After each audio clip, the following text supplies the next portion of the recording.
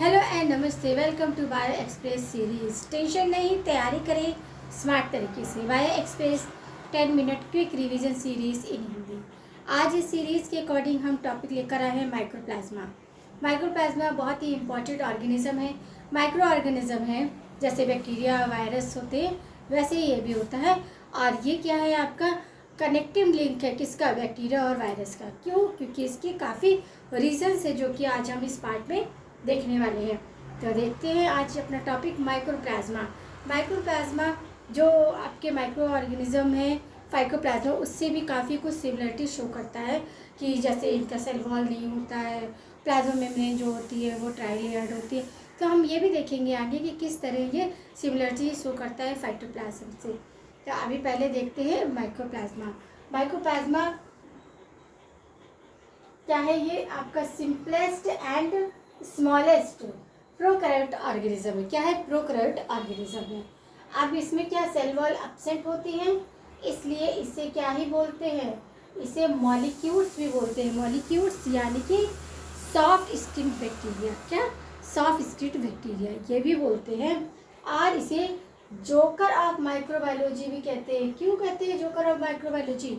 Joker of microbiology mycoplasma को इसलिए बोलते हैं क्योंकि ये पेलियोमॉर्फिक होता है। पेलियोमॉर्फिक यानी कि ये अपना रूप बदलता रहता है।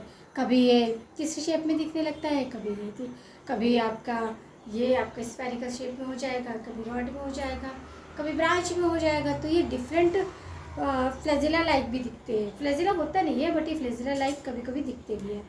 तो इसलिए इन्हें जोकर ऑफ माइक्रोबायोलॉजी बोलते हैं। टर्म किसने दिया था? टर्म दिया था न्यूयॉर्क साइंटिस्ट ने। किसने दिया था? न्यूयॉर्क साइंटिस्ट ने। और इसे PPLO प्लूरोनिमोनिया लाइक ऑर्गेनिज्म भी कहा जाता है। किसे? माइक्रोप्लाज्मा को। अब इसका क्या होता है? प्योर कल्चर किया जा सकता है। प्योर कल्चर माइक्रोप्लाज्मा का किसने किया था? नोकार्ड एंड रॉन्स ने। नोकार्ड एंड रॉन्स साइंटिस्ट ने क्या किया था? प्योर कल्चर में यूज़ किया था माइक्रोप्लाज्मा को। और सबसे पहले जो है न्यूयॉर्क ने इसे कहाँ देखा था? आपके कैटल में ये प्लूरोनिमोनिया डिसीज़ में देखा था। इसलिए इसका नाम प्लूरोनिमोनिया लाइक ऑर्गेनिज्म भी बोलते हैं, क्योंकि पहली बार ये कैटल में देखा गया था।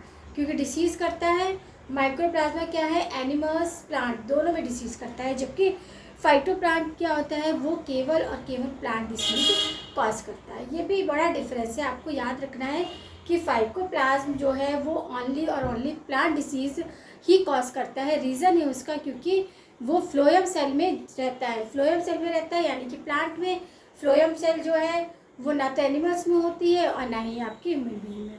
तो इस वजह से फाइटोप्लाज्म जो होता है ओनली प्लांट डिसीज़ ही केयर करता है, ये क्या करता है, कॉज करता है। फिर हम देखेंगे कि ऑब्लिकेट पैरासाइट्स है। ऑब्लिकेट पैरासाइट्स का मतलब टोटली पैरासाइट यानी कि न्यूट्रिएंट के लिए अपने होस्ट पर डिपेंड रहता है। और ये क्या है, टोटली डिपेंड है। और ये सैप्रोफिटिक भी है। सैप्रोफिटिक यानी कि डिकेइंग मैटर पर भी ग्रो कर जाते हैं। क्यों? डिकेइंग मैटर पे भी जो ये ग्रो करेंगे तो पूरा न्यूट्रिएंट किससे लेंगे? डिकेइंग मैटर से। फिर इनमें फ्लैजेला नहीं देखने को मिलता है। Connective link between bacteria and virus के बीच की कनेक्टिव लिंक है। साथ ही क्या है, इनकी प्लाज्मा मेम्ब्रेन जो होती है वो क्या होती है, ट्राई लेयर्ड होती है। ये यूनिक फीचर्स है। किसका यूनिक फीचर है? आपकी माइक्रोप्लाज्मा का और फाइटोप्लाज्मा का। ये यूनिक फीचर है कि इन दोनों में ही क्या होता है, प्लाज्मा मेम्ब्रेन ट्राई लेयर्ड होती है, स्पेसिफिक फीचर्स। और स्टेरॉइड रिच होती है। क्या होती है? स्टेरॉइड यानी प्लाज्मा में ट्राई लेयर्ड है और स्टेरॉइड रिच है। समझ लगा? फिर आपका राइबोसोम इसमें देखिए कैसे देखने को मिलती है, 70S यानी कि 30S unit and 50S unit, 2 unit में देखने को मिलता है। जीनोम हमारा कैसा होता है माइक्रोप्लाज्मा का? आपका सर्कुलर डबल स्टैंडर्ड DNA होता है। Cause disease animal and plant दोनों में डिसीज कॉज करते हैं। तो पहले हम एनिमल्स की डिसीज देखेंगे। तो एनिमल में डिसीज करता है माइक्रोप्लाज्मा मोनिस। ये क्या करता है? PPLO प्लूरोनिया निमोनिया को कॉज करता है। दूसरा है माइक्रोप्लाज्मा पिनोमियल। ये क्या करता है? PPA यानी कि primary typical pneumonia. Primary typical pneumonia क्या है कि इसमें इसे वॉकिंग निमोनिया भी कहते हैं। इसमें क्या होता है, फीवर आता है जाता है 2 दिन आया, फिर 2 दिन नहीं आया, आफ्टर देन 2 दिन आने लगा। तो इसे एक तरह से वॉकिंग निमोनिया भी बोलते हैं। अब हम देखेंगे प्लांट डिसीज़। प्लांट डिसीज़ क्या होता है? आपका बंची टप ऑफ पपाया और big bud of tomato, little leaf of brinjal and grassy shoot of sugar cane, और साथ ही साथ लंडन सीवेज ऑफ क्लॉरीफ्लावर। ये आपकी क्या है? प्लांट डिसीज़ होती है जो माइक्रोप्लाज्मा से कॉज होती है। तो यहाँ माइक्रोप्लाज्मा वाला कंसेप्ट हमारा क्या होता है? कवर होता है। इसमें हमने क्या देखा कि माइक्रोप्लाज्मा जो है स्मॉलेस्ट एंड सिंपलेस्ट ऑर्गेनिज्म है। कैसा है? स्मॉलेस्ट एंड सिंपलेस्ट है। लेक सेल वॉल इसमें एब्सेंट होती है, इसलिए प्लूरोनिमोनिक होते हैं। प्लूरोनिमोनिक यानी कि अपने रूप को चेंज करते रहते हैं, अपनी शेप को चेंज करते रहते हैं। अब जो ये क्या है? सिंपलेस्ट सेल वॉल है नहीं है, तो इसे मॉलिक्यूल्स के नाम से भी जानते हैं। मॉलिक्यूल्स यानी कि आपका सॉफ्ट स्किन्ड बैक्टीरिया या ऑर्गेनिज्म। आप फिर इसे जोकर ऑफ माइक्रोबायोलॉजी भी कहते हैं, क्योंकि ये अपना शेप चेंज करता रहता है, इसलिए जोकर ऑफ माइक्रोबायोलॉजी कहते हैं।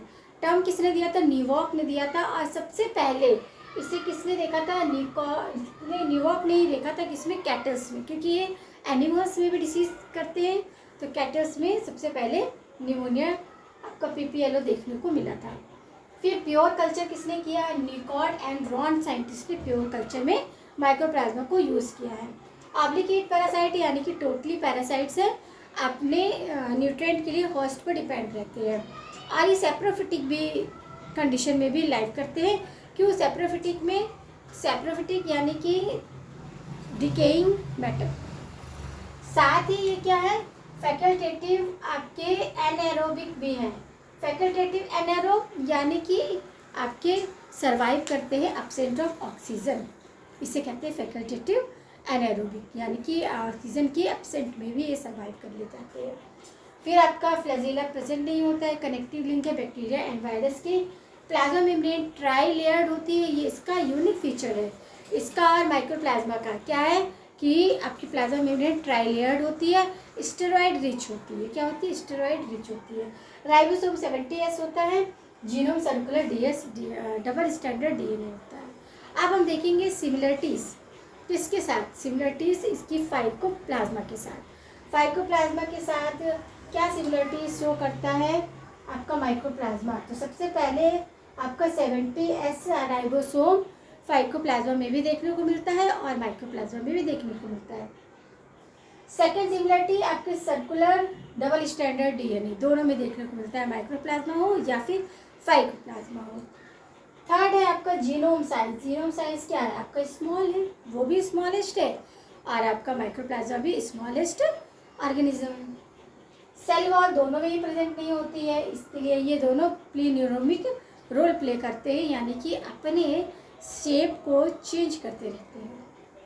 ऑब्लिगेट पैरासाइट है। माइक्रोप्लाज्मा एंड माइक्रोप्लाज्मा दोनों ही ये पैरासाइट्स क्या है? पूरी तरह से क्या है? टोटली पैरासाइट यानी कि होस्ट पर डिपेंड होते हैं न्यूट्रिएंट के लिए। सेप्रोफिटिक लाइफ भी स्पेंड कर सकते हैं, क्योंकि सेप्रोफिटिक किस में होता है? आपका डिकेइंग मैटर, पूरी तरह से आपके मैटर पे डिपेंड रहते हैं। बाइनरी फिजन को शो करते हैं। और आपका ट्राइलेयर्ड, क्या ट्राइलेयर्ड है? प्लाज्मा मेम्ब्रेन, दोनों की प्लाज्मा मेम्ब्रेन क्या है? ट्राइलेयर्ड है। ट्राइलेयर्ड ये यूनिक फीचर्स है किसका? आपके माइक्रो ऑर्गेनिज्म का। कौन से माइक्रो ऑर्गेनिज्म का? माइक्रोप्लाज्मा एंड फाइकोप्लाज्मा का। ट्राइलेयर्ड होती है, और साथ ही आपको याद रखना है स्टेरॉइड रिच होती है। क्या होती है? स्टेरॉइड रिच होती है। और आपका जो फाइकोप्लाज्मा है only and only plant disease cause करता है। क्यों? क्योंकि ये फ्लोएम टिश्यू में रहता है। फ्लोएम टिश्यू आपके प्लांट में ही अवेलेबल होते हैं। और इसका ट्रांसमिट कैसे होता है? इंसेक्ट जो आपके लीफ ऊपर होते हैं ना, उनके थ्रू ये वन प्लांट से अनदर प्लांट में ट्रांसफ़र होता है। तो ये था हमारा माइक्रोप्लाज्मा का कंसेप्ट। उम्मीद करते हैं कि आपको समझ आया होगा। आपको एक प्रॉपर नोट्स बनाने हैं जिसमें आप सारे सिस्टमेटिक जो भी हम टेबल्स वगैरह बनाते हैं उसमें आप अरेंज कर सकते हैं, और आप बेटर रिवीजन नोट्स भी रेडी कर सकते हैं। रिवाइज करेंगे कम समय में तो आपको ज़्यादा बेनिफिट मिलेगा, क्योंकि जितना पढ़ना ज़रूरी है, जितने टॉपिक फिनिश करना ज़रूरी है, उससे भी ज़्यादा ज़रूरी है कि आप रिवाइज़ करें। रिवीज़न आपको परफेक्ट बनाता है किसी भी सब्जेक्ट में, किसी भी कंसेप्ट में। जब तक आप प्रैक्टिस नहीं करेंगे, जब तक आप रिवीजन नहीं करेंगे, तब तक किसी भी चीज़ में आपको मास्टरी मिल जाए ऐसा पॉसिबल नहीं है।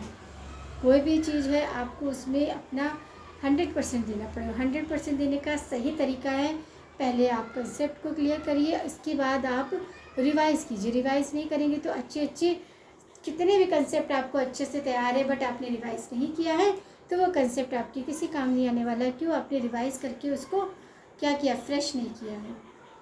समझ रहे ना? तो इसके कई तरीके हो सकते हैं। अपने फ्रेंडों को एक्सप्लेन कर दो, आप उनको एक्सप्लेन करोगे तो आपको भी अच्छा फील होगा। फिर इसके बाद जब कुछ पॉइंट रह जाएंगे तो उनको आके आप अपनी कॉपी में मैच करिए कि अरे ये पॉइंट रह गया, इसका मतलब हमें ये पॉइंट इसे और अच्छे से करना है। तो बने रहिए हमारे साथ सीरीज़ में और मिलते हैं एक नए पार्ट में एक नए कंसेप्ट के साथ।